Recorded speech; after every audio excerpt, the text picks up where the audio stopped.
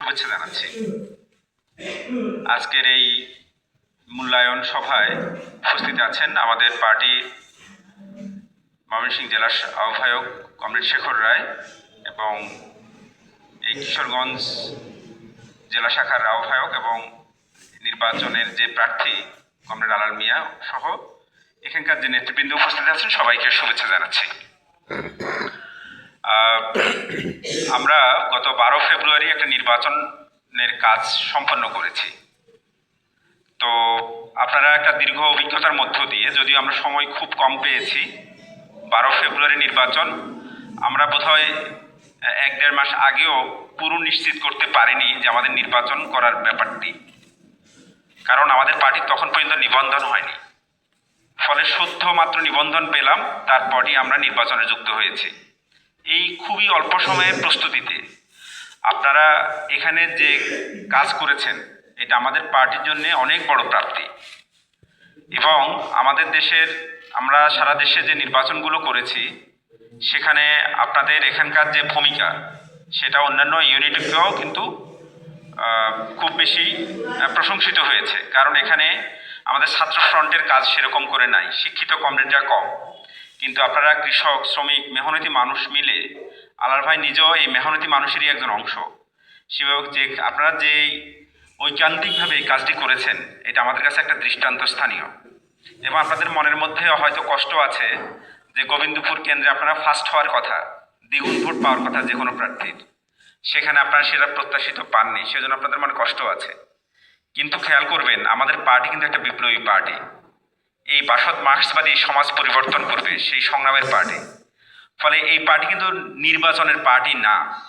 নির্বাচন আমরা করি, কেন করি সেটা নিয়ে হয়তো আলোচনা করব, কিন্তু বুঝতে হবে বাসদ মার্ক্সবাদী কিন্তু নির্বাচনের পার্টি নয়।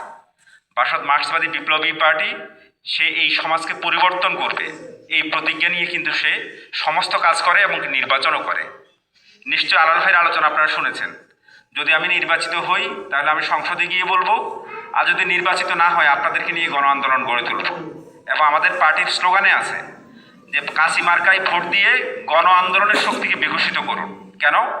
কারণ আমরা জানি গত 54 বছর ধরে এদেশে যে নির্বাচন হয়েছে সেই নির্বাচনের মধ্য দিয়ে এখানে অনেক দল জিতেছে, এবারও জিতেছে বিএনপি এবং তার জোট জিতেছে, কিন্তু জনগণ কি জিতেছে?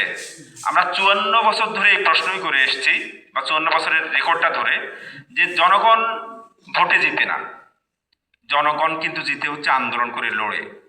সেজন্য আমরা 3টা জায়গায় বলছি জনগণ জিতেছে। 71-এ জনগণ জিতেছে পাকিস্তানের বিরুদ্ধে আন্দোলন করে স্বাধীনতা অর্জন করেছে।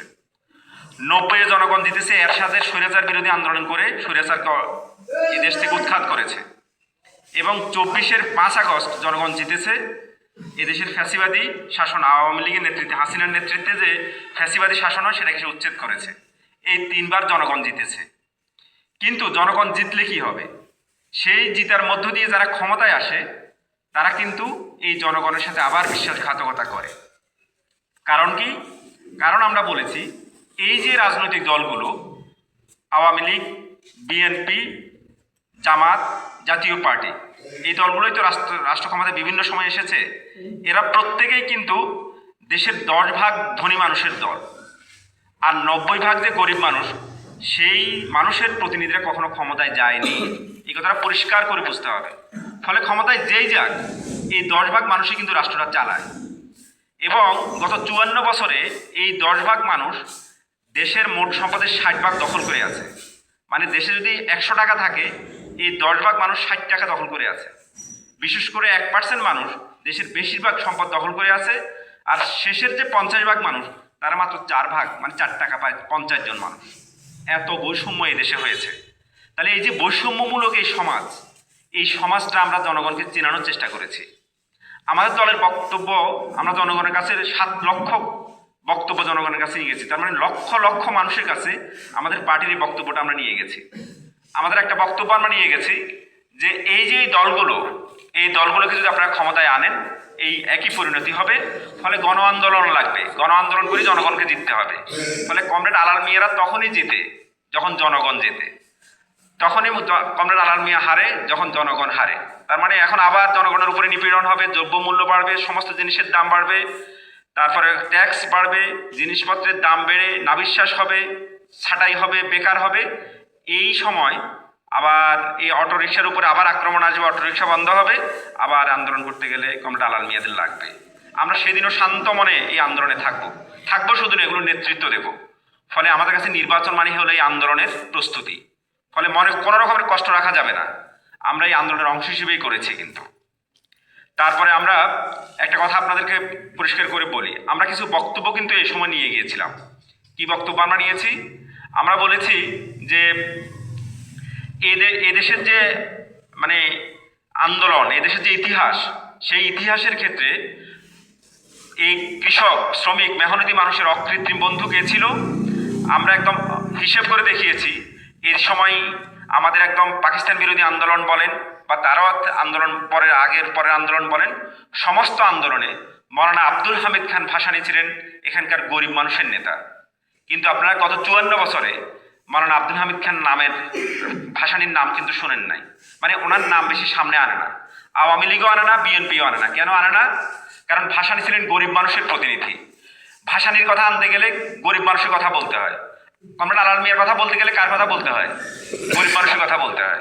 তাহলে গরিব মানুষের কথা যেন না আসে, গরিব মানুষের কথা যেন বলতে না হয়, এই জন্য ভাসানীকে তারা আড়াল করে রেখেছে। আমরা বাসদ মার্ক্সবাদী বলেছি। আমরা এই যে মজলুম জননেতা আব্দুল হামিদ খান ভাসানী, এই ভাসানীর উত্তরসূরি। তাহলে বাসদ মার্ক্সবাদী হচ্ছে গরিব মেহনতি মানুষের উত্তরসূরি, মাওলানা আব্দুল হামিদ খান ভাসানীর উত্তরসূরি। ভাসানী কি বলেছেন?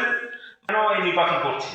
আমরা বলছি মানুষকে শোষণ মুক্ত করার জন্য, এই বৈষম্য থেকে মুক্ত করার জন্য এই আন্দোলন গড়ে তুলতে হবে, সেজন্য আমরা নির্বাচন করেছি। তাহলে আমাদের নির্বাচনের একটা নির্দিষ্ট লক্ষ্য ছিল এই বক্তব্যগুলো জনগণের কাছে নিয়ে যাওয়া। এবং আমরা বলেছি এই যে বারে বারে আপনারা দেখবেন মানুষ রক্ত দেয়, জীবন দেয়। 71-এ মানুষ জীবন দিয়ে দেশ স্বাধীন করেছে, লক্ষ লক্ষ মানুষ জীবন দিয়েছে। কারা জীবন দিয়েছে? এই কৃষক, শ্রমিক, মেহনতি মানুষের সন্তান। 90-এর এরশাদের স্বৈরাচার বিরোধী আন্দোলনে কারা জীবন দিয়েছে? দেখেন, সমস্ত গরিব মানুষের সন্তান। এই সংসদ, এই যে এখন যে বিএনপি নেতৃত্বের সংসদ, সেখানে 80% শিল্পপতি, কোটিপতিরা ক্ষমতায় গেছে। তার মানে ঘুরে ফিরে সেই কোটিপতিরাই ক্ষমতায় যাচ্ছে।